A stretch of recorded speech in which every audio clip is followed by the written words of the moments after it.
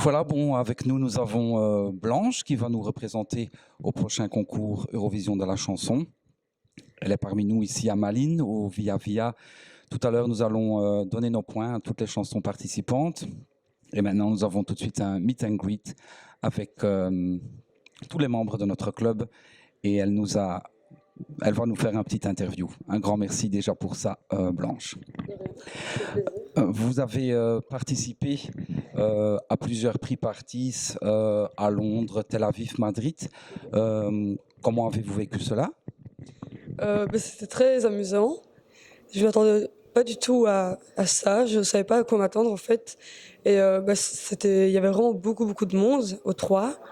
Des gens qui attendaient pour faire des photos, etc. Et je m'attendais pas à ça en fait. Et c'était très chouette. Il y avait une chouette ambiance entre tous les candidats. Les gens qui nous accueillaient là-bas étaient super gentils. Et c'était chouette aussi de visiter un peu les villes. Même si j'avais déjà été à Londres et Tel Aviv, quand même, c'était chouette. Et Madrid, j'avais jamais vu. C'était nouveau pour vous alors. Nous avons tous regardé The Voice Belgique mardi passé. Nous avons vu qu'il y avait 2 danseuses qui vous accompagnaient. Est-ce qu'elles seront présentes à Kiev? Ça reste encore une surprise. Comme j'ai dit plusieurs fois, c'est qu'on va rester dans la même atmosphère que ce qu'on a fait à The Voice, mais qu'il y a quand même des choses qui allaient changer, etc. Oui. Ok. Une rumeur dit que votre frère fera partie des Backings. Est-ce que c'est vrai? Encore une fois, c'est une surprise, je ne dirai rien. Vous ne dites rien.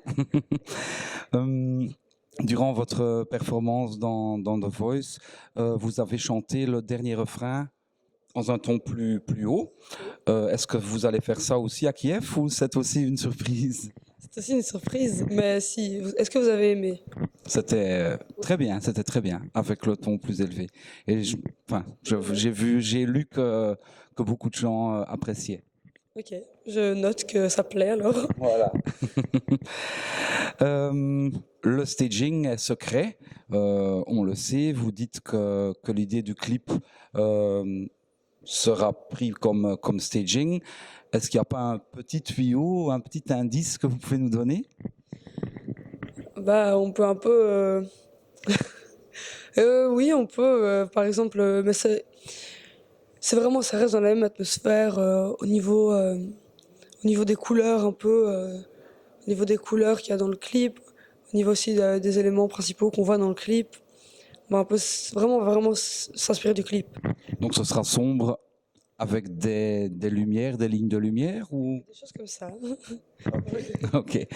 Est-ce qu'il y a encore des choses que vous voulez changer ou adapter avant de partir à Kiev? Il n'y a rien que je veux vraiment changer complètement ou quoi, mais c'est vrai qu'il y a encore plein de choses qu'on est encore en train de voir.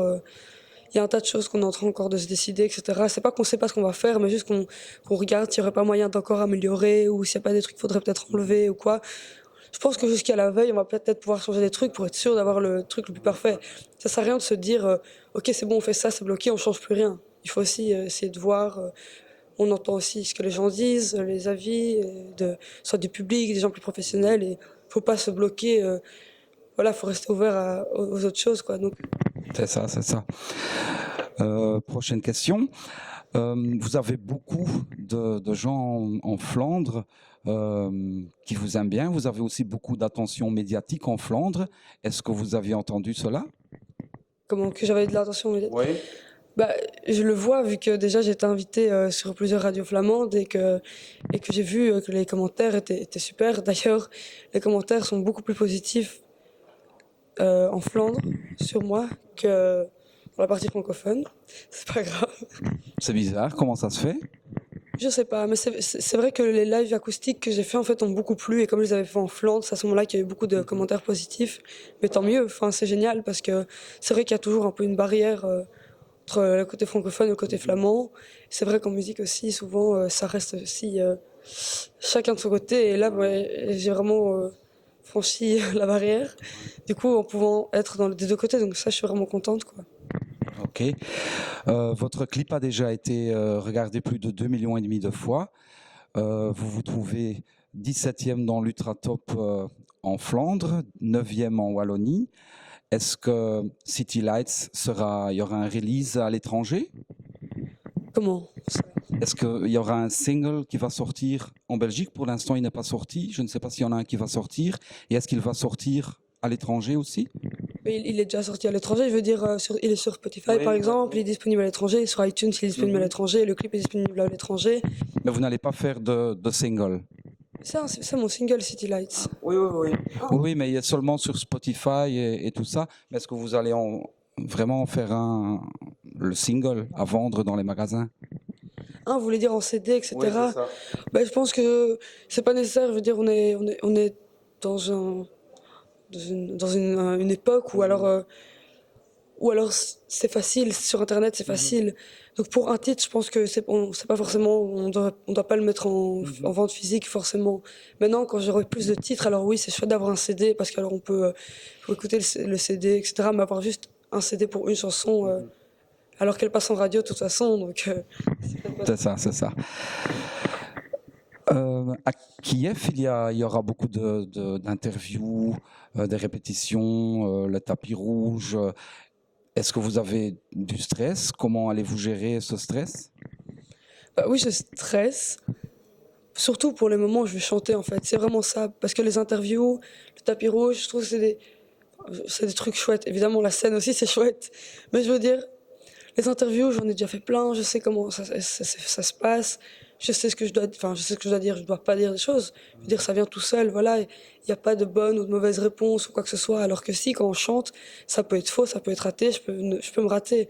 En interview, on se rate rarement. Je veux dire, ok, on peut écorcher un mot ou quoi, mais c'est pas très grave.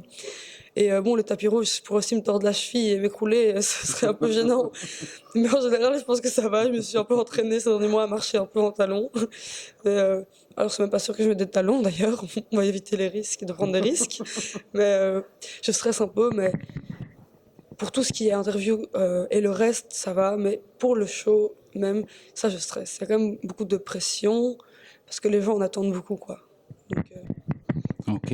Et comment croyez-vous gérer ce stress si vous allez vous trouver sur le podium?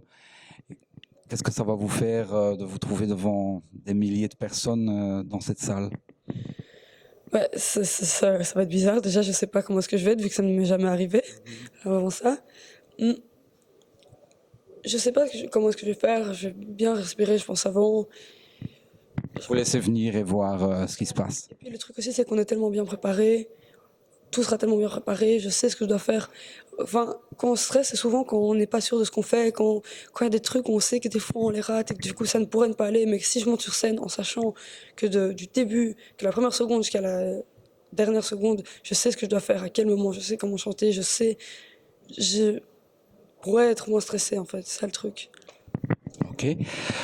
Euh, une autre petite question. On est tous curieux de ce que vous allez porter durant la demi-finale et l'éventuelle finale et le tapis rouge. Est-ce que vous travaillez à un couturier? Qu'est-ce que ça va être? Long, pantalon, jupe?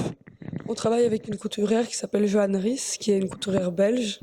Et on travaille avec elle pour les deux, enfin pour la scène et pour le red carpet.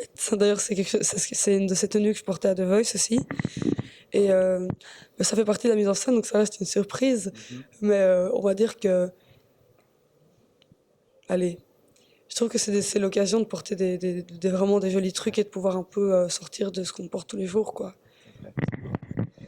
Euh, voilà. Est-ce que vous avez déjà entendu beaucoup de chansons participantes? Est-ce que vous avez un favori?